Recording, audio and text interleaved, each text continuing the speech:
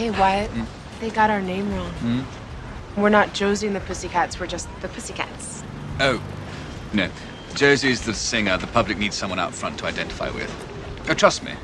Our studies have shown that bands that have the word "and" in the title sell twice as many records as those that don't.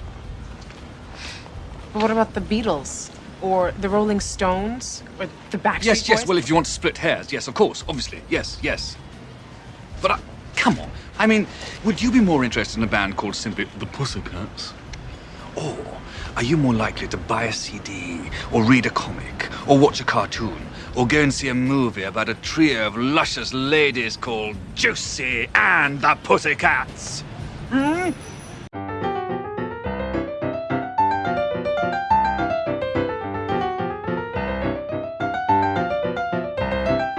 Hello and welcome to Comic Book Movie Oblivion, the podcast about feature films based on comic books and comic strips that people have stopped talking about. We are your hosts, Jordan and Kumar, that's me. This week we are talking about Josie and the Pussycats. Amazing. From 2001. Pause the podcast. Does anybody need to... Alright, you go first. No, I don't think anybody needs to pause the podcast. The comic is literally 5 to 8 page gags, sometimes 1 page, and the movie is just wall-to-wall gags, so it's not going to be... I'm also going to say no, this came out 20 years ago, 22 years ago. It's satire. You know what you're getting when you go in. No.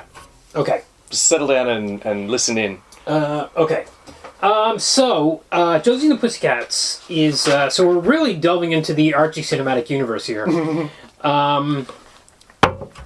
So I think I don't know how much we're going to go into the Archie side of it as well, but I guess it's kind of it's a big component. Well, you got to explain a little bit of it, at least to me, because Archie, I think, is another one of these things that hasn't crossed the Pacific from America to Australia. Right, okay, so Archie's has been around since the 50s, maybe the 40s.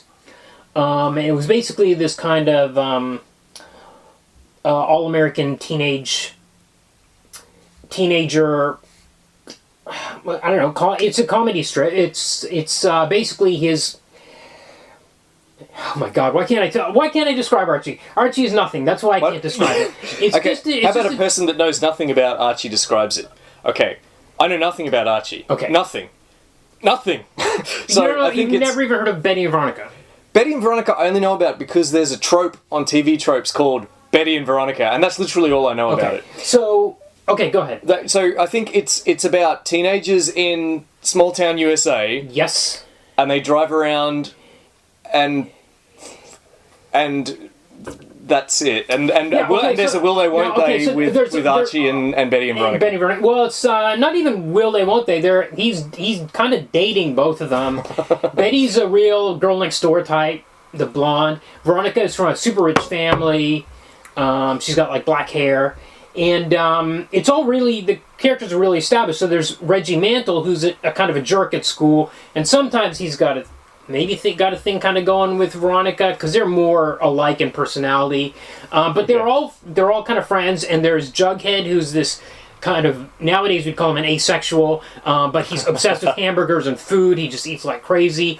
And there's this girl Midge, who's this kind of geeky girl that's obsessed with Jughead, but Jughead has no interest in girls. Right. So a little Abner in that respect. Yes, and then there's Moose, who's the big dumb jock. Or is he like little Abner? And his girlfriend's name was... Ethel was the one that was interested in Jughead. Maybe Midge was dating Moose.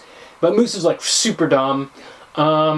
It's just about their hijinks, basically, and, some kind of date that goes wrong, or some scheme that goes wrong, or something like that. But it's all very innocent, and it's so innocent that it's... The primary way it was getting sold was... There were, like, single-issue comics, like other comics, but often they would get collected into these, like, pocket-sized digests that would get sold by truckloads at grocery stores. Every grocery store checkout counter had, like, a shelf. Like with the candy bars and stuff, there'd be a bunch of Archies there. Okay. But they were mostly reprints. So you buy an Archie, and there might be 1 or 2 new stories in an Archie comic. Then the rest of it might be going back to the 50s and 60s and stuff. Right. Now, the reason this is kind of important, or the way I'm going to loop this around, is that, okay, so there were a couple of artists. It was created by, I think it was created by Dan Goldwater. He created the characters. Initially it was drawn, I think, by a guy named Bob Montana, then Harry Lucy. But then in the late 50s, this guy came on called Dan DeCarlo. Right. And he became the iconic Archie artist. And after that point, I don't know if he was drawing them all, or they managed to find people that drew exactly like him. I read he set the style. He definitely set the style, and that was kind of the style that I grew up with in the 80s, because you were in the 80s if you were reading Archies, and we didn't buy them from the grocery stores. They just appear in your house like tribbles or mice. They're just somehow every kid's got 20 Archies, don't know where they came from. You might... It's like Phantom Comics here in Australia. Yeah, they're just there. Where did they come from? Nobody's ever paid money for them. They just appeared. I've read tons of them in the back of my parents' car when we were on long 12-hour drives. Okay. Also, probably shouldn't admit this, but did you ever see the Robert Crumb documentary? I haven't yet. Okay, so we may watch it for this show. In that there's a scene where he reveals that he had a picture of Bugs Bunny dressed as a woman, which he found arousing, and he kept it in his wallet as a kid, and it got wrinkled one time, and he made his mom iron it out. Anytime Betty and Veronica went to the beach, I cherished those. Yeah. Those were my, that was my 9 or 10-year-old, like, whoa, I gotta hide this from my parents. It's like watching the Flintstones for Wilma and... Yes, yes, absolutely, 100%. Yeah. So that style, even when I was reading them in the 80s, you were getting comics from the 70s and the 60s, and they looked the same. Stories, right? The stories in there. They were reprinting the stories. They looked exactly the same. They would kind of update them a little bit, which we'll talk about. I have a hunch they might even have redrawn some faces, which we might talk about. So it's set in is it like kind of like Grease? It's set in an eternal 50s sort of? No, it's not. No, because they're quite... No, because it does get updated. Like, they were still drawing them in the 90s, but they weren't trying to draw it like it was the 80s. Maybe the mores. Like, I had a single issue, I remember, where they tried to explain that Moose had dyslexia. And I'm like, that doesn't explain why he's so dumb. Like, he's just, Right. He's just a dumb. He's just an archetype. He's like the Woody Harrelson on Cheers dumb. He's like a sitcom dumb kind of guy. Right. And it's like, you can't explain. That's an insult to people with dyslexia. So but anyway, they were trying to like kind of update things, and they were going on. Okay, sure. I mean, they drive around in. It seems like classic American cars. Yes, he did have this jalopy that he drove around. It seemed to be like his standard car, I don't know, but I guess they had to kind of keep them looking consistent in some way through the years, but I never felt like they were, this is the 50s, like, what was the George Lucas movie, American Graffiti? Yeah. It's not quite like that. Okay. But there's kind of a shift around the early 2000s, where, and I think I know why. So... Dan DeCarlo... Well, he died in 2001. Maybe a bit later, because in 2001, he tried to sue Archie. Yes. And this is mostly about Josie and the Pussycats. Yeah. So what happens is he had created Josie and the Pussycats to pitch as a newspaper, and this is a lot of what happened with Jack Kirby, too. He wanted to pitch it as a newspaper strip, and he was like, I can't do it. So he brought it to Archie Comics, and they ended up making an Archie comic out of it. And then much later, especially when the movie's coming out, he's like, I'm not making any money from the posters and the toys and whatever else there was. And now there's this movie coming out. He's probably not seeing any money from that. And he's like, well, this isn't work for hire because I wasn't working for you when I created this. I brought it to you. It's the same argument with all the Jack Kirby stuff all the time. They're trying to prove that he created this stuff before he brought it to Marvel. So anyway, he sues them, and amazingly, they start erasing his name from the comics in ways. Because there's this one online. I'll post in our Facebook group. But there's a strip where all the kids are in an art gallery, and some girl asked Betty, which artist is your favorite? And she says, my favorite is Dan DeCarlo. And everybody gasps. And she says, what'd I say? After all, where would this story be without him? And then they reprinted this after 2001. And she says, my favorite artists are the Archie Comics staff. what I say, after all, where'd this story be without them? That stinks. Yeah, it does stink. But after this point, there's a sudden explosion in Archie styles. Suddenly it seems like after 2001 or 2004, in around there, they open the door to other art styles. Because he's persona non Might grata. even be that. He's already dead by this point, right? Yeah, and also they, I think they just really needed to update, like in a big way. And this is the point where we start getting all the Archie crossovers. Now there were some, I'll show you. So like this Betty and Veronica by Adam Hughes. Okay. Is from like 5 years ago. It's absolutely awesome. That's clearly not the style that I'm accustomed to thinking of when I think of Archie comics, right?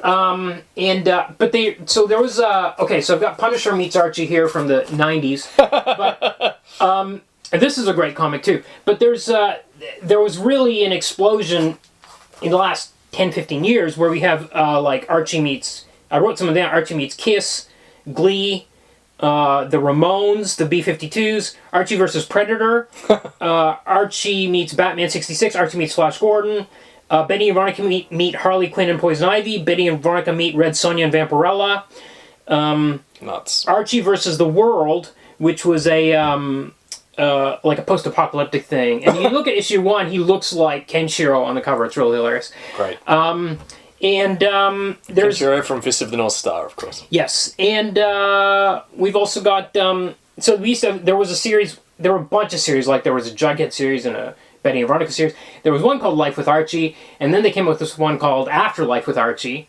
I heard about that. Zombies. Yes, and it's about Sabrina.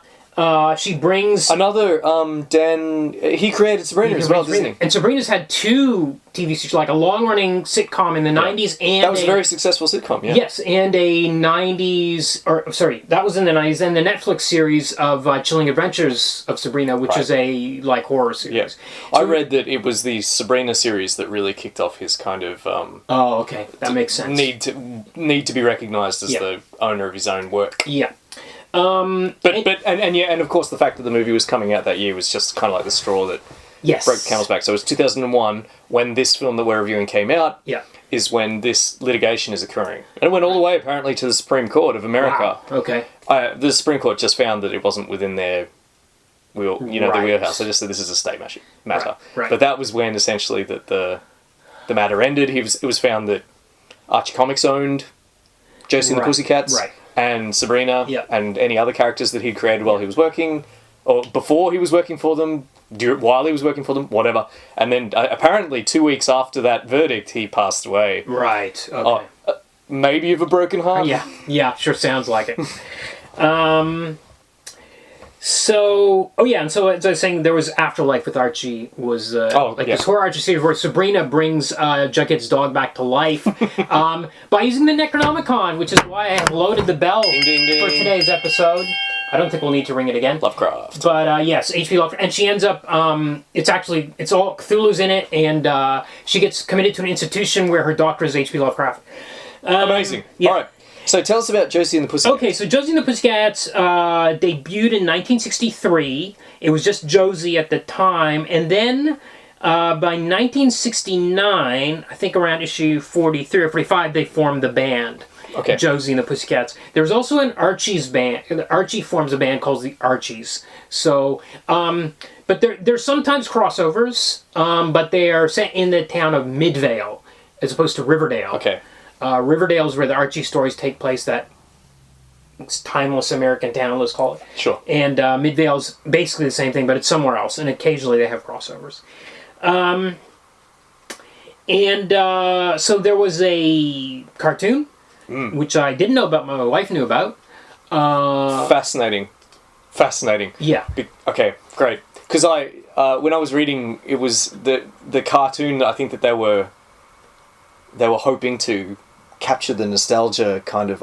Right. Because the 2 executives at Universal Pictures that were behind pushing for the film to be made had warm feelings about the cartoon specifically, not so much the comics. Well, that's interesting because it seems like it was produced by Hanna-Barbera. It might have been shown in the same block with Scooby-Doo, and I think they're mostly Scooby-Doo-like stories.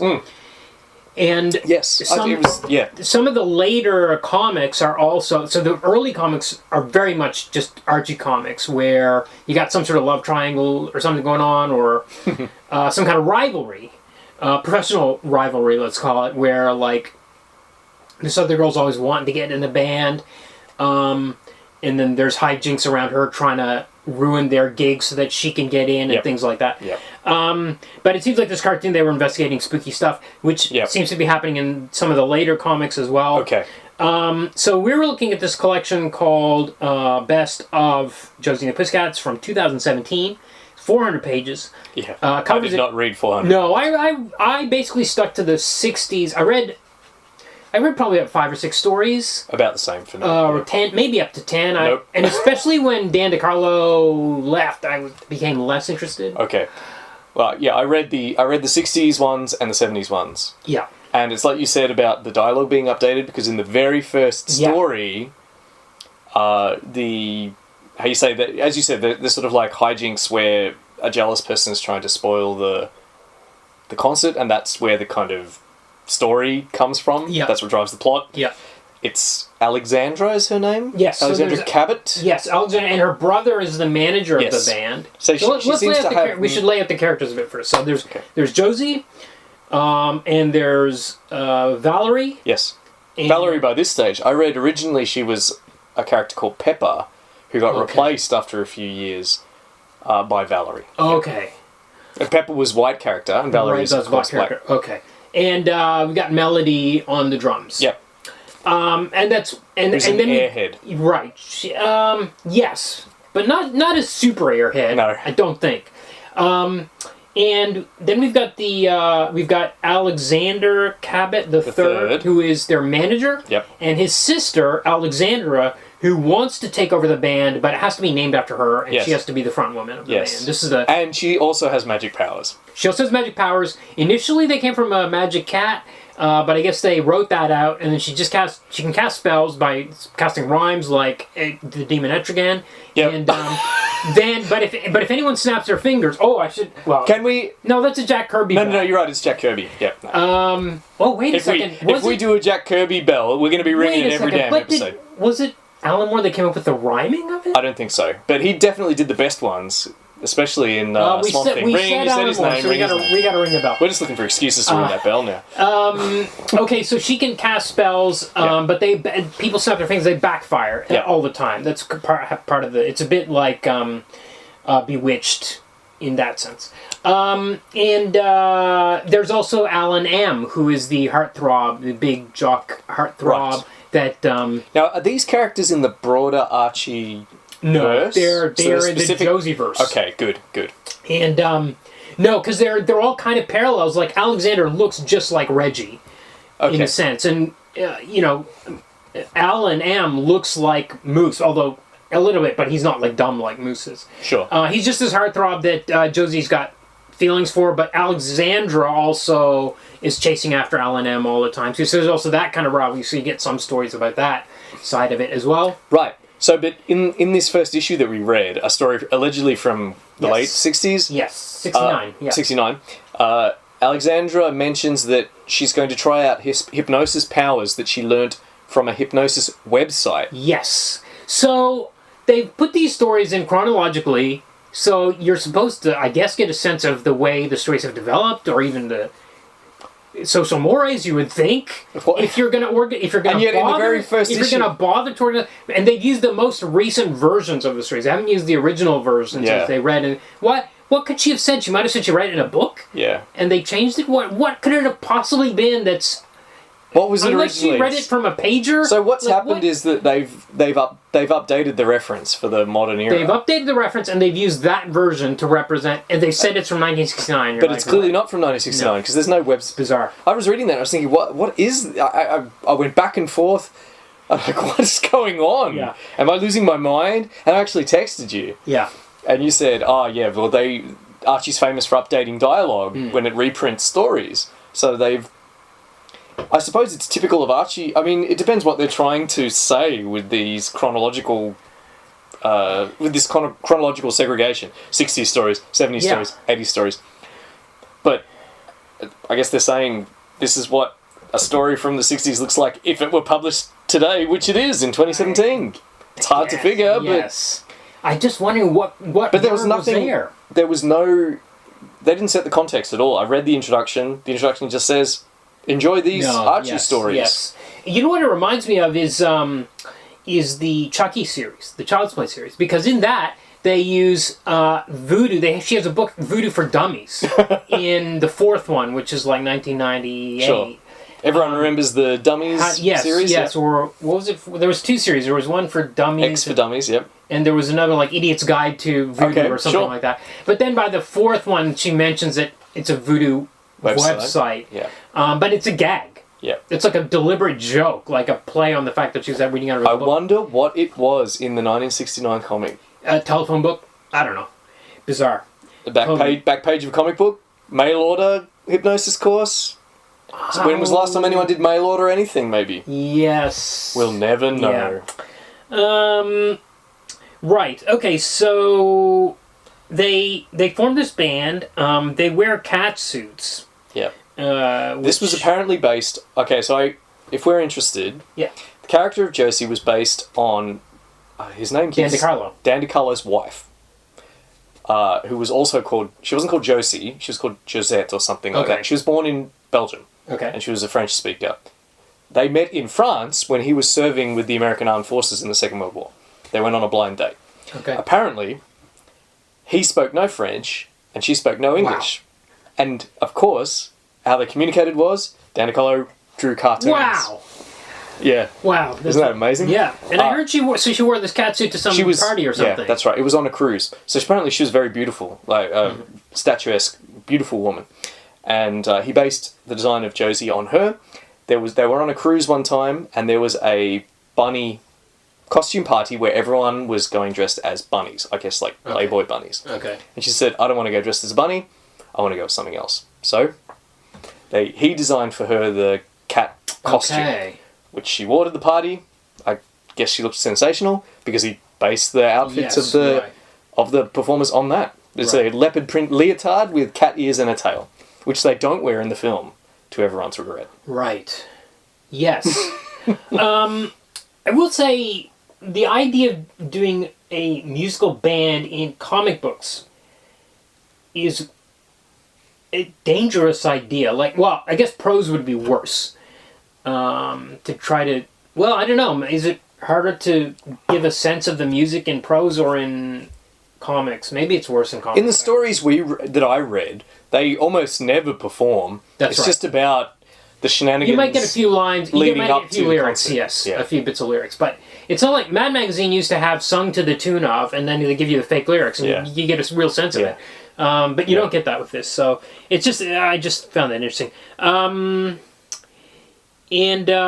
then Archie's had a band, so that was another excuse to cross over. You could have the two bands. And there was a storyline in this volume from the 2000s where Archie and Valerie hook up, and there's a bit of romance there as well. Okay.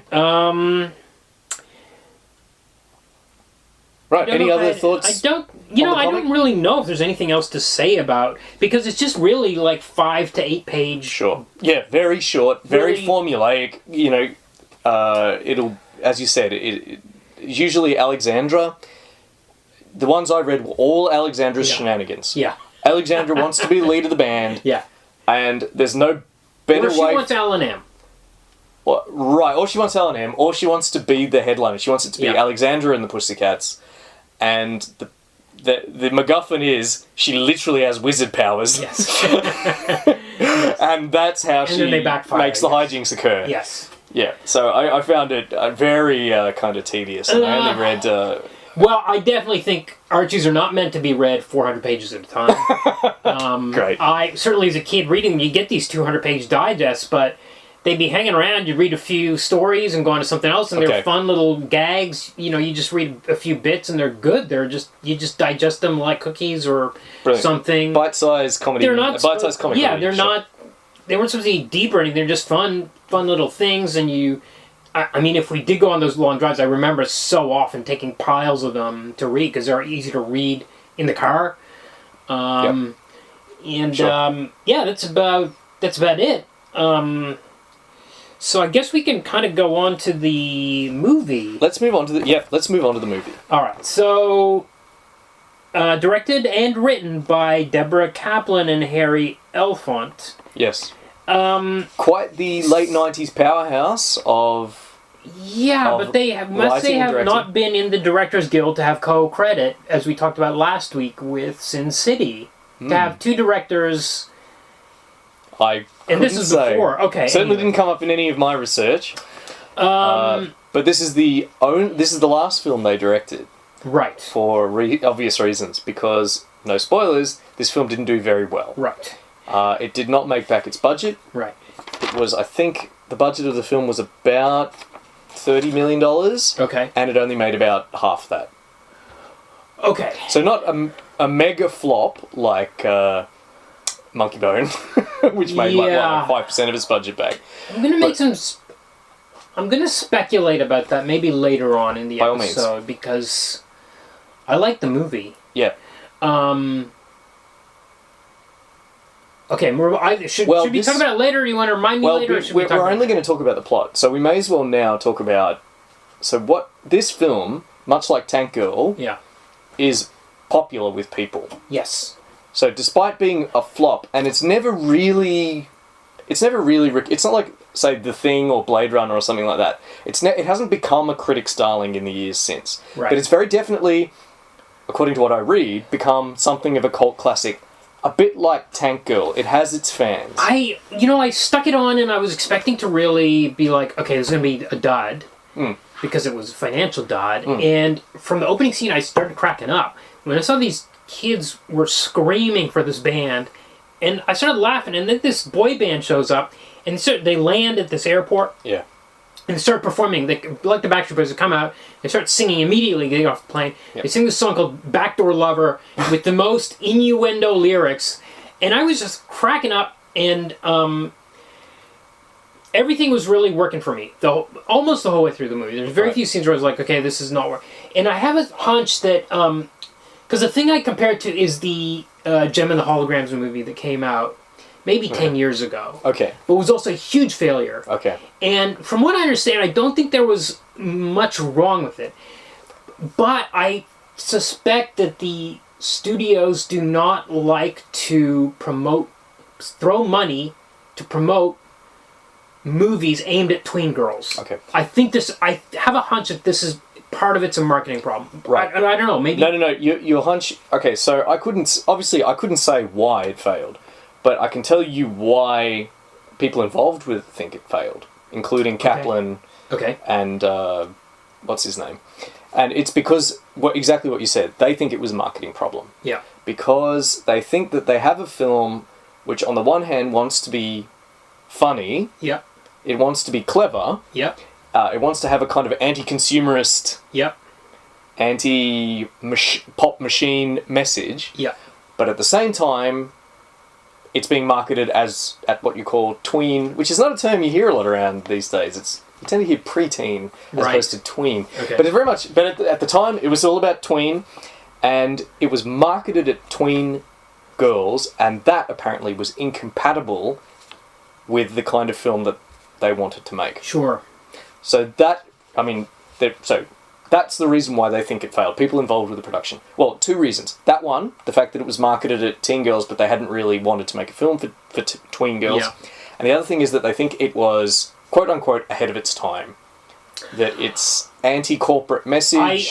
You know what? One of the things I wrote down in my notes, I wrote down, They Live. Yeah. I wrote down, Tomorrow Never Dies. Yeah. Because they're making the news before it happens. But the other one I wrote down was Idiocracy, which came after, unlike the other two. And Idiocracy is also a movie that took a ton of money for product placement, tons of money from 100 different brands, and ridiculed people using those brands in the movie. It's funny that you said that, because one of the things that critics had a problem about with Josie and the Pussycats was the incredible product placement that's all the way through it. I looked it up. 73 products. Yes. Are shown in the film. Yes. From start to finish. Yes. Now, here's the thing. They didn't receive a cent. Whoa. I know. Right. So this is even more Because to the point. Yeah. Because it's like really like we're going to stick it to these products that exist. Because in the first scene, when the boy band called Du Jour gets back on their plane, it's covered in products. But hilariously, there's like dishwashing liquid. There's a bottle of it just sitting on the shelf behind his head for no reason, and there's a scene where they go to an aquarium, and in the tank there's a giant sign for Evian. That was my favourite out of all of them. I mean, and she's in this bathroom. At one point, Melody's in a bathroom. The bathroom is McDonald's branded, and even the dish, the thing she's in to wash herself is like sponge. She's using a sponge McDonald's shaped sponge. like fries. Yeah. Yeah. So here's the thing about like one of the things that I can't take credit for this, but one of the things that the filmmakers have said since is that they wish this film had came out in the age of social media, because then the message that they approached these brands and offered to put their branding in the film for free as part of the critique of consumerism would absolutely have trended. Right. But so people would have heard that about the film and said, I want to go see this crazy film that got 73 brands on the film and didn't receive a cent for it, or receive a dime for it, as Americans would say. That's just bonkers. But they had no way, apparently, to get that message. This is what the filmmakers say. There's no way to get that kind of message out. There's no way to kind of create the kind of viral buzz around a film like this in 2001. People just went and saw the film and said, this film is criticising consumerism, and yet it's full. They presumably got paid for every single one of these product placements, but they didn't. They approached them and said, we want to brand your product for free in our movie. Right. And of course, they all... Right. Yeah. Well, Idiocracy kind of, in this same zone, they gotten... apparently But it's all fake brands in Idiocracy. No, they're real brands, and the sponsors were not happy. Is that right? Yeah. Oh, because of Carl's Jr. and there are also real brands. And also what was the studio? Was it Fox? They like released the... They didn't give it a wide release. They tanked it. It seemed like they didn't want to get in trouble with sponsors, and they tanked the movie deliberately. Okay, well that's a whole other film, but yeah, Idiocracy didn't do well. Idiocracy has, I think, on the other, has had a critical kind of renaissance. I'm not saying the Pussycats is still waiting for its. Look, I'm not saying this is going to be critically I'm not going to say it's going to be critically reappraised, but I'm just going to. I mean, I laughed throughout the movie, and I think it's just, and I did wonder why I'm laughing, and it's, I don't know, I just thought the gags were working for me. But is it high art? No. And is there a word for this genre of film about a rock band that goes up and then down and then comes up again? It did feel pretty cliched, It's like, it's in all of them. It's like, it's been done dozens of times. I'm just wondering if there's a rock... This comes down to kind of rock rags to riches or something. Rags to riches to rags to riches. I agree, and this is one of my problems with the film, which we'll get into. So, shall we do a plot summary? So you mentioned the film opens, there's a boy band lands. Yes. I like this scene, but I will say, maybe I mixed it up with Jen and the Holograms because I wasn't sure when this film came out when I put it on. Mm-hmm. So I hadn't looked it up. I just put it on. This film could have come out any point in the last 20 years, as far as I'm concerned. Okay. But in that first scene, I knew instantly that it came out when it did. Okay. Because it's funny, but you wouldn't make a joke these days about a boy band being gay. Oh, yeah. Yes. That's true. It is funny, but it's a little on the nose. The backdoor lover, and they're slapping, when they're on their plane with all the Target branding everywhere, they're slapping one another on the asses and things like that. And I just thought, this is just like School of Rock with with Jack Black. Yes, there's a little bit of gay baiting in that too, and it's just, it wouldn't fly these days. Yeah. But I thought, this is hilarious. They were so vacuous. The name of the band, even the name of the band is perfect. They're called Du Jour. Yes. Which means today, right? Yeah, of the day. Of the day. Of today, yeah. Of today. So they're literally going to go out of date. Yes. Within 24 hours. But also, they don't know, every time they say du jour means, it's like du jour means friendship. I love that. Du jour means friendship. Du jour means putting your seatbelts on. Yeah. So they're on this plane. They're having a kind of empty-headed argument about who owns what look. Yes. And this is after Zoolander. But no, before. Okay, before so he's got this kind of duck face look or something with his hands posed around his face, and the other guy, they have this huge... He kind of has the peace sign And he purses his lips. And he goes, I do this. It's Seth Green. Seth Green and Breckin Meyer playing Martin. Now, we got a 6 Degrees or a Connect the Dots here because Breckin Meyer, who I know him mostly from Freddy's Dead, The Final Nightmare. But he was also in Garfield. So we might have to see him again if we ever get to Garfield the movie. We haven't mentioned that Alan Cumming is their manager. Alan Cumming, I love Alan Cumming. Why isn't he in way more shows? He plays Nightcrawler in X-Men 2. He absolutely does. And he is a delight. He is awesome. He's really one of the best. So good in this. One of the best actors. I'm going to say a lot of the best actors are in this movie. But he's definitely one of them, and he really... God, he's so pitch perfect in it. He's this sleazy, smarmy manager. Yes, British. Of course. Well, Alan Cumming himself is Scottish. Yeah. He does a great plummy RP, and he's just brilliant. He kind of even looks like John Lennon. Yes. He's got shoulder-length hair. He's wearing these square, rimless glasses. Yep. It's fantastic. Yeah. I'm getting ahead of myself. Oh, there's a moment he looks at camera. Oh, no. Yes, he does look at camera. But there's a moment on the plane where, when he's getting these two boys to stop arguing, he says, eye contact, hand. And they look at him, they put out their hand, he slaps a hand. He turns to the other one, he says, eye contact, hand. And he puts out his hand and he slaps it. So funny. Really amazing. There's also a monkey on this plane called Dr. Zaius. I think that's the only reason the monkey was on the plane, but I laughed. So they could make the Dr. Zaius gag? To hear that it was called Dr. Zaius. So they say, these guys are like, hey, there's something weird about our new track. There seems to be something in the background. And Alan Cumming's like, oh, really? What is his name? Frame? And he's like, oh, really? And he puts the headphones on. He says, okay, I don't know what that is. And he goes into the cabin, the pilot's cabin, the cockpit, and he's like, okay, time. And he puts on a parachute, and so does the pilot, and they jump out of the plane crashes, and apparently the boy band is killed. So it seems. There's a great scene later on where the girls are watching TV, and it announces the death/disappearance of de jour. And the news announcer says, we've approached the label for comment, and they haven't given us a comment yet, but they have released a box set. Yes, I laughed so hard at that. I thought that was so funny. And then they show footage of them singing, and it says, de jour, 2000 to 2001. Yes. Yeah. It is funny. Okay, so then we cut to Riverdale. Not Midvale, Riverdale. So now we are in the Archie Cinematic Universe. Yep. And we get the band playing in opening credits. And the band are Rachael Leigh Cook as Josie. I don't know who she is.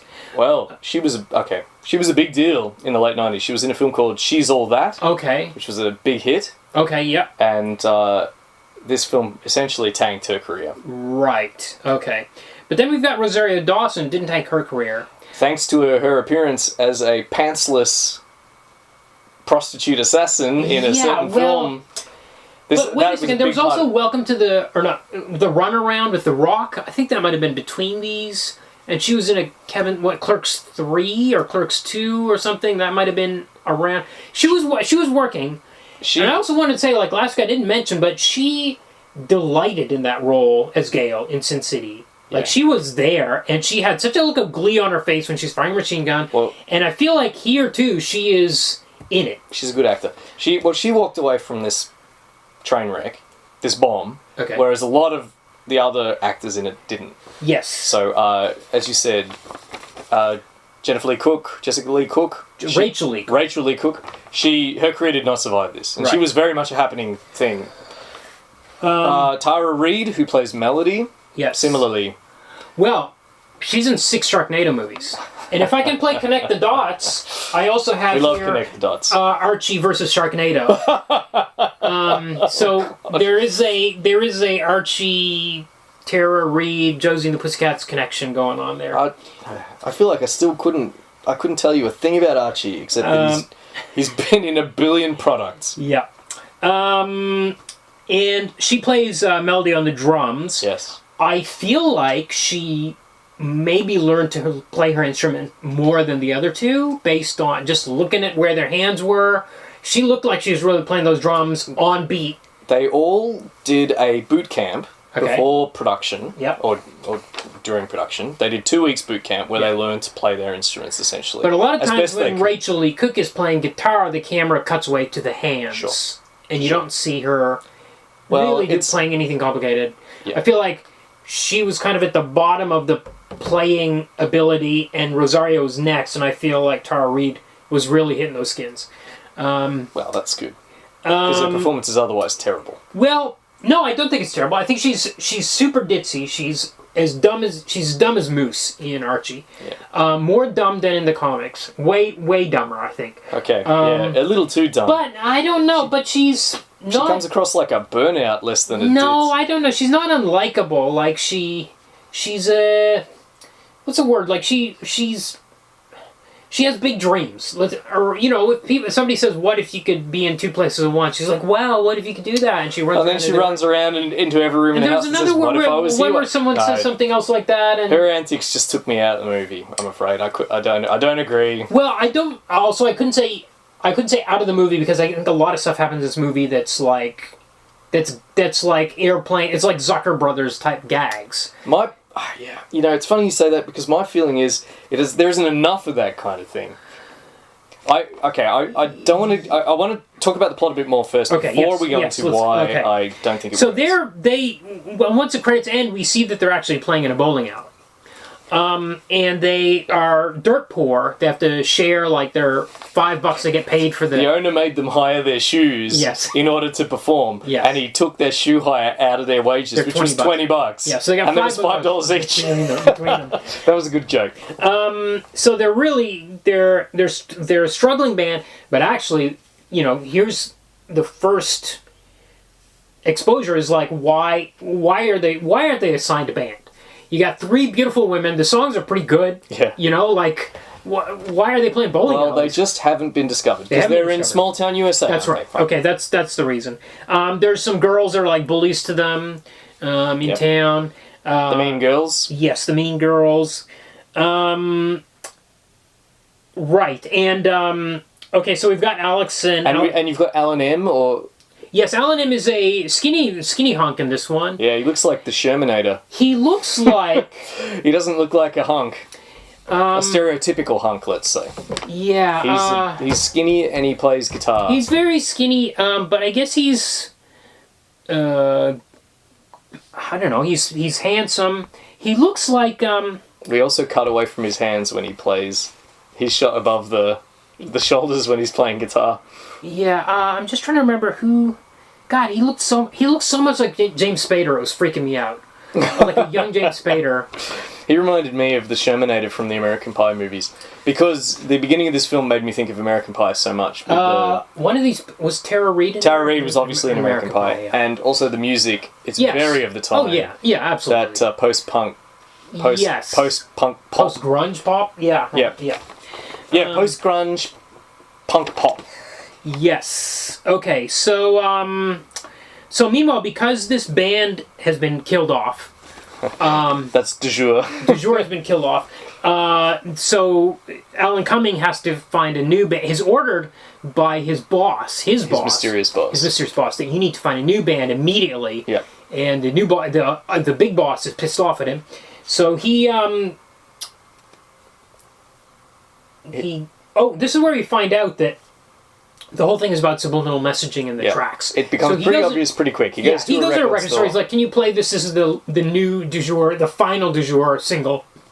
He plays it. People automatically, they come in like, pink, I love pink shoes, and they're immediately here, they're like, "No, pink is out, orange is in." Orange is the new pink. Orange is the new pink, and they're going around like this.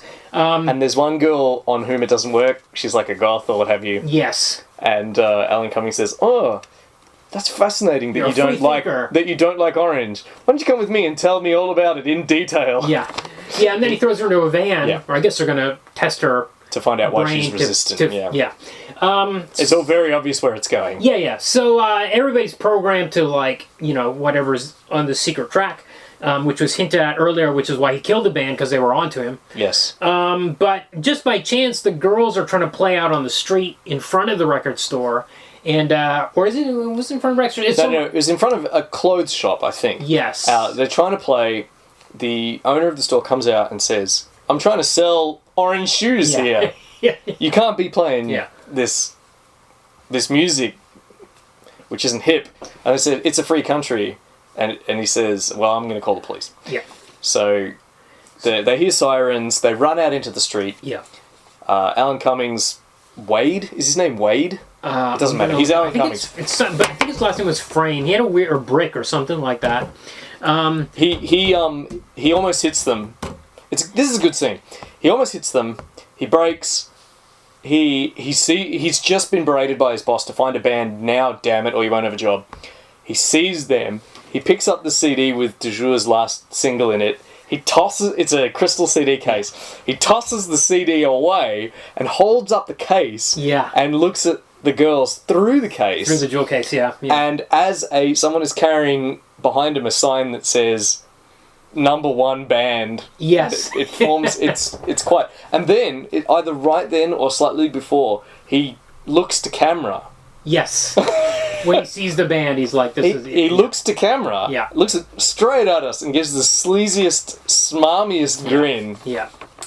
Yeah. I wrote that specifically down. I love how Alan Cummings gurns at camera.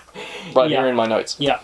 So he immediately signs the band. They're like, whoa, we're suddenly signed. And he takes them to the Big Smoke to... basically to make them stars. They get their makeover, and they become stars. Everything's on a wonderfully accelerated timeline. Yes, and then it's revealed later that it's been 1 week. And we had the huge montages of them being on all the interview shows and filming music videos and all this stuff and the records. They're now they're at #1 with their single. Yes. And after all the montage is done, can you believe it's been 1 week? Isn't it weird that it's been 1 week? Yeah. And then Alan Cummings gets out his flip phone, which like he's used in the past to bring down damnation upon, De Jour or someone. Yeah. And then they say, no, it's not weird, and he just promptly flips it closed as they celebrate. Yes. So when they go to the city, Alan M also comes, and also Alexander, because he's the manager, and Alexander comes along. Why is Alexander here? As she says, what was the line? Because I was in the comic. Because I was in the comic. Quote unquote. And he says, what? And that's it. Yeah. Well, there's another line a little later as well where Alan Cummings, they're asking, why are we called Josie and the Pussycats where our band is called the Pussycats and it's not just Josie, which was the same in the comics. In the comics they were called the Pussycats too. They weren't called Josie and the Pussycats. And he goes on this tirade, which we may use as the intro quote for this episode, right? But he goes on this tirade about, look, there's been research and bands with an and in them sell so much better than bands without an and. And then Valerie, who's the smart one, says, but what about, the Beatles, the Rolling Stones, where's the and? He goes, yes. But look, if you were going to watch... You might have to cut all this because you're going to have it in the intro. But what if you were going to watch a cartoon? Yeah. Or read a comic? Yes. Or see a film? Yeah. I would have loved this movie a lot more if it had more of this self-aware stuff in it. And less of the kind of formulaic plot about the conflict among the band, Josie's relationship with Alan M. This kind of by-the-numbers stuff. Almost like the A-plot. I didn't care about it. What I loved was the satire. Yeah, and I feel like, are we ready to talk about what my problem with this film? I know you loved it. Here's why I didn't like it. Wait, so I want to say one thing before that. Good. What about the plot of Airplane? It's literally the plot of all the airport movies. It's just the same thing. That's the vessel. It's just the vessel for the gags. Well, there's too much vessel, not enough gag. I agree that there's a bit. It feels like there's an earlier draft of the script in here where we've got this bit where Josie has some crisis of confidence, like what if we're not good enough, that kind of stuff. But it's only like 1 or 2 scenes, and it doesn't seem to. It seems like it should have been. It was there from an earlier version, and it should have been cut out along the way. It got left in. There's some scenes like. Valerie and Melody figure out, because they're attacked, they go on this talk show and they're going to be killed. They figure out that there's something going on with subliminal messages, which were used on these guys, I think, that tried to kill him. And then they go and see Josie, and Josie's turned on them because she's been listening to subliminal messages saying that she should go solo. Yeah. But they don't put it together that it's like the same thing. No, that's frustrating. And, you know, like, they have the power to, you know, if they could brainwash... Yeah. They have the power. They can literally do anything with these subliminal messages. They could change Josie's entire personality because she becomes a bitch, right? And she's been... you know, kind and warm-hearted the whole film up to this point. And then they put the headphones on her, they play the subliminal messages, she becomes a bitch. Yeah. Instantly. Yeah. And it's like, you had that power. What are you messing around with? Why didn't you just brainwash them all? You just say, it's a problem if the band finds out that their music's being used. You can just play them subliminal messages. But no, this is all... You're focusing on plot, which is not... Like the plot of Airplane is not... That's not what we're here for. And also, we haven't mentioned that the big boss is Parker Posey, who is maybe one of the greatest actresses of our times. And I thought she was absolutely awesome in this movie. Yep, okay. And she has a huge underground layer where... I love the scene where she wipes the cocaine off her desk. I have to say, this is one of the funniest... Is that what it was? It has to be. There's a huge pile of powder that she has to wipe off to get to the control panel to press the... To make the lift go down. To make the lift go down into the underground layer where they're doing all this phone messaging. And we learned that they've been controlling all the kids of the United States for... years and years, decades. The absolute best scene of the movie. Best scene of the movie. We get a infomercial, like an informational training video, narrated by Eugene Levy playing himself, about how this all works and how he talks about America's greatest country in the world. Most ass-kicking country in the world. Another, Canadian sketch comedy legend. Showing up for a couple minutes to do the deed and then not appear again. It's amazing. It was such a great moment. And of course, this is straight after American Pie. I mean, a lot of people associate Eugene Levy with America, but this is before Schitt's Creek and this kind of. But it's very much like a SCTV sketch because those were all like TV shows. Yeah. So it's almost like a parody of a TV show. So it really, he's playing like a foul-mouthed version of himself with an imagined enormous body of work because he talks about his brilliant career. Yes. It's so good. Yes. It's actually kind of the opposite of his character in American Pie because... Yeah, it is. It's absolutely riffing on his character in American Pie. When his son ends up in the hospital for something. I don't think it was for fucking the pie. I think it was something. He superglued his hand to his dick. He superglued his hand to his dick, and Eugene Levy shows up at the hospital and says, "I'm proud of you, son." Yeah, it's so. That's the kind of guy he is. He's riffing on it because he's foul-mouthed.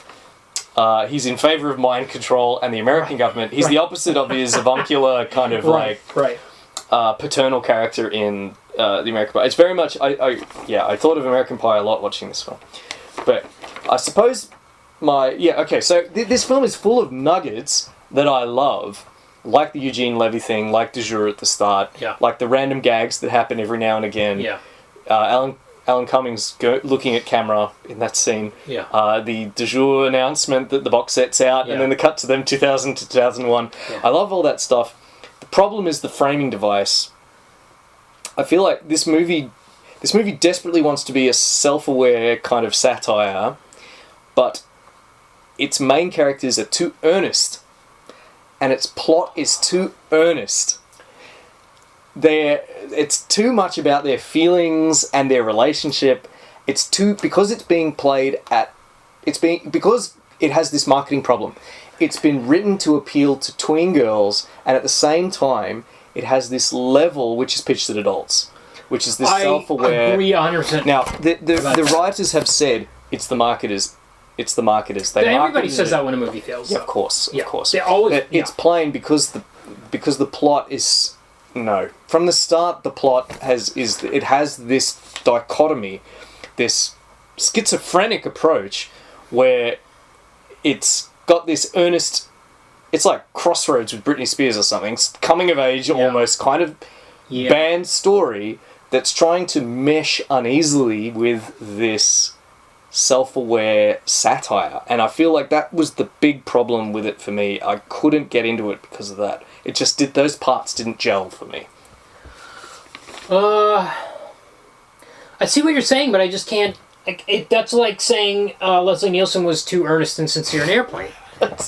Which is true. Stop bringing up Airplane. Because it's a damn masterpiece. I know. I'm not saying there's anything on that level, but I'm saying it's in the same genre zone, or it's trying to. I think what you're saying is that it cares about the plot a lot, and I think that's true. But I'm saying... And the interpersonal relationships too. I mean, in a film like this, I don't think characterization is important. But we spend so much time on Josie's relationship with L&M and so much time with her relationship with her fellow bandmates. And those... Like that... I think this film... I feel like there are films that come a little after this. Films like Zoolander, maybe Anchorman... or Step Brothers films, like these Judd Apatow films, which are plot-free. Yes. And I can't help but think maybe this film would have been more successful if it had been more like those. Well, okay, so what you're actually describing is Bridesmaids. Right, something like Bridesmaids, sure. I don't think it's fair. It's not fair to compare it to Airplane, but I don't think it's not fair to compare it to Bridesmaids and say this should have had no plot. It's a specific thing. I think you're right that there's a lot of plot in there, but I think they were putting in things that they thought their target audience would want. I don't think tween girls are into Airplane. Right, no. And I probably not into even Bridesmaids. No. Really. That's the problem, I think. And it's disingenuous for them to say in the years since that it was the studio hacks wanted to sell it to tween girls. This film had two heads. If anything, it might have had too many gags for the tween girls. Yeah, that might have been the failures. Maybe the plot's solid, but all the in the sense that it's in the sense that it's got ABC. It moves through a traditional plot that you want, and it's got these girls that you want to look like, or something like that. But maybe these weirdo gags like the. And Parker Posey, is very weird to see her in something this mainstream. She's a real kind of indie darling, like Janine Garofalo. Yeah. Very weird to see her in something this... Although, she was also in Superman Returns. She was. And shamefully was not playing Lois Lane. She was just playing the Miss Tessmacher type of role. Well, I read, and I can't remember quite where I read this, so citation needed, but that she was unhappy on set. Right. Because she thought she'd sold out.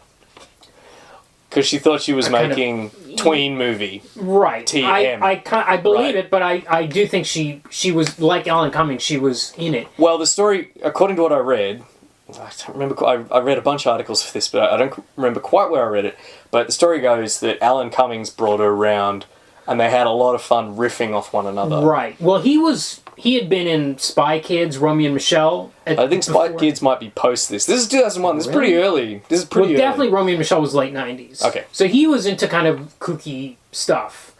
Unlike her. But it seems like if one of your stars hasn't even got the message that you're producing subversive content and that if on set it feels mainstream, I think the film's got a problem. That dress with the stuff poking out of it, how could she not know what she was in? I don't know. It's that whole cocaine. When she uses her arm to brush the cocaine out of the way, how did she not know what kind of movie she was in? I think I looked away from the screen, then looked back, and was like, "Oh, what happened there? Was that Well, sand?" I do think that's many times I looked down to write something down in my notes, and it was very much like a gag movie where you're like, "What did I miss?" You don't dare look away. That I looked away. I wrote down Advil. Was there some Advil placement that was really funny for some reason? There was 73 product placements in this film. I'd have been shocked if Advil wasn't one of them. But I'm trying to think. I would have written down because it was in some funny thing. All right, shall we wind up the plot, as it were? Where were we up to? Oh yeah, I don't even know. So they become famous. Because Valerie starts to suspect that something's off, and also. Again, Melody suspects that something's... She's at first, I think. So with Melody, it's like Out of the Mouth of Babes, right? Because she's the dumb character. Yeah. So she sees a thing, it's a big deal. But apparently Valerie in the Scooby-Doo cartoon, she was the smart one. The one that sussed stuff out. Right. So that's something that's been carried over to the film. She's the smart one. Okay. So they start to figure out, so the label's like, well, we got to get, so we learn in this big underground layer scene that what they do is they kill off the bands once they think something's up. Why they don't brainwash them, who knows? They have car crashes or airplane crashes or something. They have drug overdoses, yeah. Yes, drug overdoses, they've got it all laid out much, and they have the news prepared of, like, this band died in a crash, which is, why I wrote down Tomorrow Never Dies. Basically, so they decide to break up the band by brainwashing Josie by forcing her to listen to this song. Why don't they just brainwash all three of them? Who cares? So that's an absolute who cares. Like, I was not worried about... She becomes like a bitch, and... You can't have an underground layer in this movie and then go, well, what about this thing? I mean, we're past that point. Okay. So, yeah. Oh, by the way, Alexandra Missi Pyle... From Galaxy Quest. Yeah, from Galaxy Quest. And Dodgeball, another, yes. I think maybe, kind of like what I wish this film was. More silliness, less earnestness. But it's fine. Missi Pyle's great. She's great. Okay, so then the big final gig is going to happen, which is a huge arena gig. They've prepared all these cat ear Carson Daly headsets. Sorry, I have to interrupt you.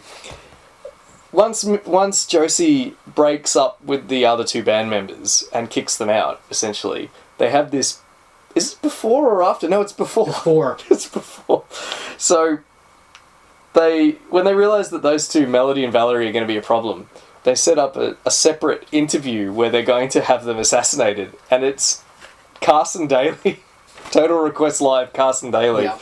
Carson Daly himself... And their plan is to have Carson Daly and some other guy beat them to death with baseball bats on a fake. Yes, on a fake Total Request Live set. Yeah. That also very funny. Another hilarious island floating in the sludge of the A plot. Right. So she's gonna have this gig by herself. It was originally going to be all three. Then she's gonna be a solo gig, but then she figures out somehow she breaks her conditioning. She trips and her natural goodness comes through, whatever, and she trips, and then I think she hears for a fraction of a second that Mr. Movie Tones, a reference that escapes Mr. Movie Phone. It's gone. A reference that escapes me. That's obviously deep past, completely lost to us. It's gone the way pagers as well. Yeah, I don't think anyone watched this movie now would know what Movie Phone was. So, and then she goes back to the mixing studio. She eventually isolates the track. Right, she figures with the subliminal message on it. She figures it out. She figures it's coming from the big, elaborate desk, which was prominently shown in an earlier scene. They have a big, special mixing desk with secret hidden buttons on it that provides the subliminal messaging. She decides she's not going to do the concert, but Parker Posey threatens her with she's going to kill her friends. She does care about her friends, so she agrees to do the concert, and then we kind of have the showdown. De Jour show up. They've survived. They landed the plane perfectly, but had the bad luck to land it in the car park at a Metallica concert. Yeah. And then they were beaten by Metallica. Beaten up. They were beaten up by Metallica fans, and it's the. Three of them are in total body casts, so they're clearly not the other actors. Only one of the actors showed up for this second scene. Yeah. And his excuse is that he knew all the lyrics to Enter Sandman, and that was why the Metallica fans spared him. Yeah. They're completely useless. There's a bit of a fight. The secret mixing desk is wrecked. It's revealed that... There's a bit of a gag in here where Alex and Alexander are tied up with tape over their mouths, which has the name of the record label on the tape. But at one point, she just lifts her arm up and takes the tape off and delivers a line and then moves on. So they accidentally break the mixing board. Parker Posey wrecks it by trying to hit Josie with a guitar. Yeah. It's broken. Then it plays a track. The super secret message. The ultimate message that was going to go out to every single person in the world that was tuning, or at least every single person in America, that was tuning into the Josie and the Pussycats concert, and it's a pathetic kind of plaintive plea for everybody to love Parker Posey's character. Yes. And then we learned that she had a lisp and she had really bad teeth. Yep, and Alan Cummings is actually an albino. Yes, with a it all belly. comes out. Yeah, yes. But then the US show up. The government shows up and arrest because they need a fall guy because Josie's figured out about. Yes, they were in on this plan. They were behind, backing the whole subliminal because they were visiting the underground base in that scene earlier. That's so. Yeah, and then it's all kind of wound up. The Pussycats go up on stage, perform their show without any subliminal messaging. Yeah. You know, she says to the audience, you know, no one's going to tell you whether you're going to like this or not. How about you just listen to it and decide? Oh, they play. Of course, everybody loves it. Roll credits. Well, Alan M also comes up, says "I love you" from the audience and comes up on stage. I fast forwarded that part. Well, I actually think they played it right. I think the tone of it, which you haven't seen because you fast forwarded through it, was actually pitched right because it's a bit like a. Accused of not doing the research. They know it's ridiculous in the movie for somebody to come out from the audience onto stage and He was yelling, and she could hear him perfectly, and he was in the midst of. I feel like it was played straight. I don't feel like it was played ironically.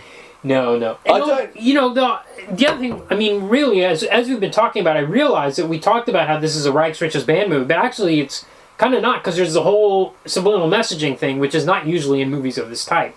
Usually, it's the one I think of is Rockstar with Marky Mark and Jennifer Aniston, which is based on the Judas Priest story, and it's really that one's really. I don't know. They just they become super rich and famous fast, and then they're into drugs and women, and then everything kind of falls apart for that reason. There's some normal reason. It's not an underground layer that's coding subliminal messages into everything. Then we get the credits and we get some outtakes. Yep, funny outtakes. I laughed.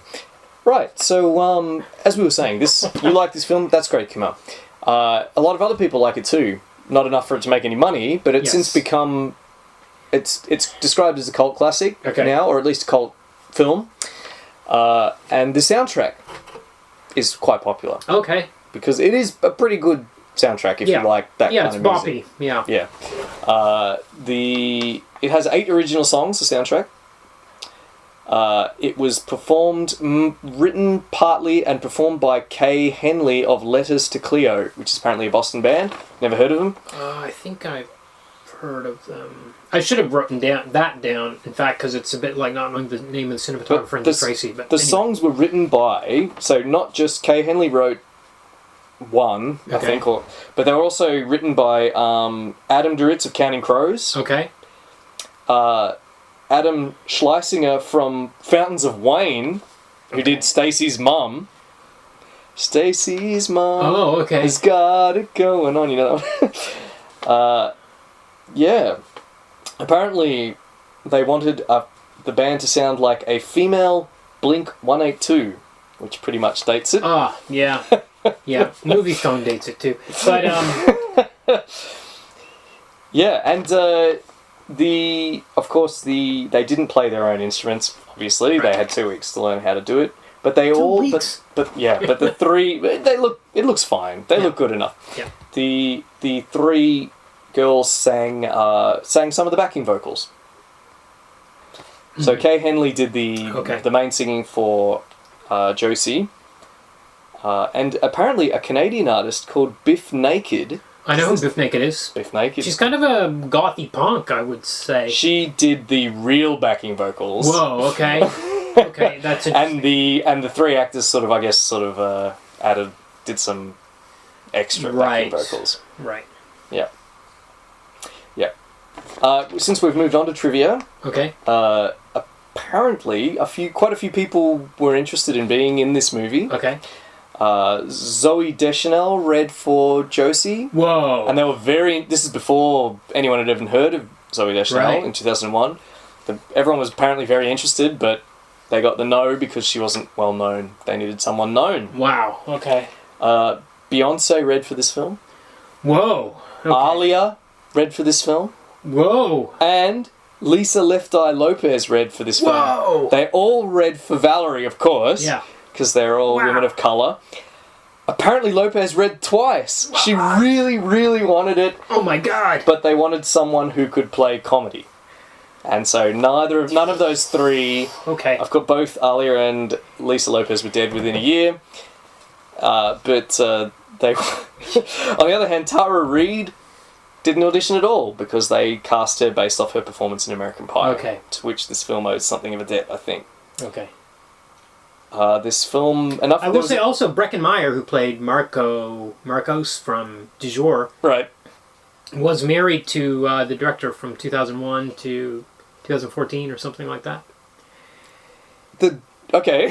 So I don't know if they met on set and they got married or that's crazy. What the deal is, but I didn't see that. Yeah. So I said the soundtrack. People like this film and they like this soundtrack enough that there was a vinyl re-release in the last 8 years or so. Wow. Okay. And there was a reunion concert in 2017, a 16th reunion. Okay, but who's playing at this concert? Who are the musicians? They got the musicians that recorded. So Kay Henley. Okay. But they also brought back the actors to appear and do a Q&A and that kind of thing. Yeah.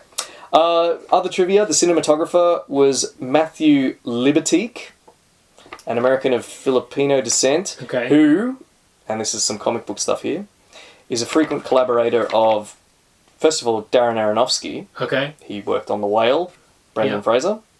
Yes. But also... And he was going to make Batman Year One. For many years he was developing Batman Year One. This cinematographer... Oh, right, Aronofsky, right. Yeah.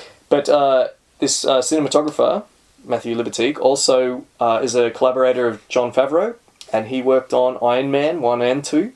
And he's in all those movies. Cowboys and Aliens. Yeah. Yeah. And recently, Birds of Prey, the film with about Harley Quinn. My God, I forgot that existed. Yeah, so did everyone else. Completely forgot. Okay, well, let's... I knew you weren't going to like this movie. I absolutely knew it. I'm glad you know me that well. I knew it a week beforehand. That's great. I was surprised by how much I liked it. I was really... I was going to go... I went in, I thought, okay, it's been forgotten, it's going to be junk, but I actually really enjoyed it. Good. Okay, the comics. No. I couldn't even finish more than a handful of issues. Yeah, as I said before, it's not the right reading conditions. I think... You need to be in the back of a car in the 80s in Canada. I think you need to be a certain age. You need to be 10 years old, it needs to be the 1980s, it needs to be Canada, and you need to be on a road trip. Yeah, it's certainly not my... Yeah, I'm going to say...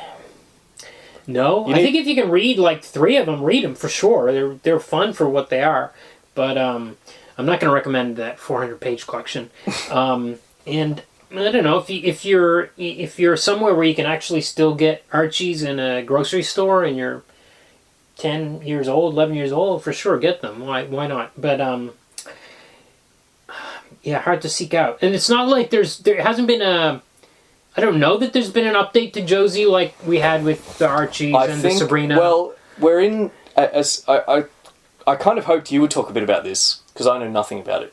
But as I understand it, the Archie cinematic universe, or the Archie television universe, has picked up in the last few years. Yeah, because we've got that Riverdale show that's been going for many seasons. Yeah. I don't know how he's still a teenager. Yeah, so we have the Riverdale TV show. I've never watched it. I couldn't even tell you what it's about. But I understand that Josie and the Pussycats are now characters, if not in Riverdale, but within maybe their own spin-off. Yeah.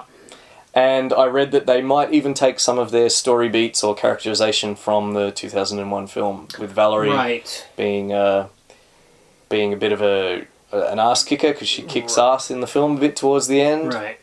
I can't provide any more detail than that because I only saw the most glancing reference to it. Something I didn't mention is actually the theme song. I do remember the theme song from the old TV show. Although I don't remember watching all, but it's always Josie and the Pussycats. They actually use it in the end credits of this movie. All right. Somehow it's stuck in my head. But anyway. I don't know if I should mention this, but the only thing I knew about Josie and the Pussycats really was that there was a sketch about it in the Mr. Hell show. Did you ever see the Mr. Hell show? Okay, it was this hilarious... It also came out around the time of the film. It was a very funny cartoon show. Okay. And there was a skit in one episode of the Mr. Hell show about Uma and the Peacekeepers. Okay. And they went to war-torn regions of the globe and played guitar to try and convince people to stop fighting. And the theme song was Uma and the Peacekeepers make the fighting cease, keepers. Right, okay. Which presumably is based off the TV show. Right. Must be, okay. You can leave that in if you want. Yep. Okay, so the movie, yay for me, I'm guessing it's a nay. That's a nay for me. Alright, adaptation. This is an interesting one. Well. I'm actually, you know what, I think if I... So there's a bunch of things that... Okay, if I was a kid who really loved the Josie comics, it's almost impossible. Like, why would you make an 8-page comic into a movie? So it seems like crazy to have this big structure around it. Also, I think Melody's way dumber in the movie than she is in the comics. Yeah. She was... So I might be, if I was a big fan, I might be disappointed by it. As an adaptation, it doesn't... I'm gonna say no.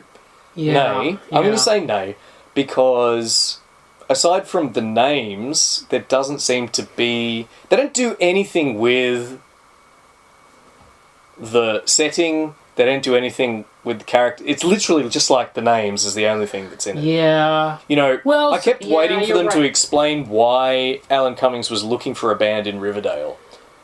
You know, of course, eventually it became clear that he was only looking for a band in Riverdale because that's where the plane happened to crash. Crashed, yeah.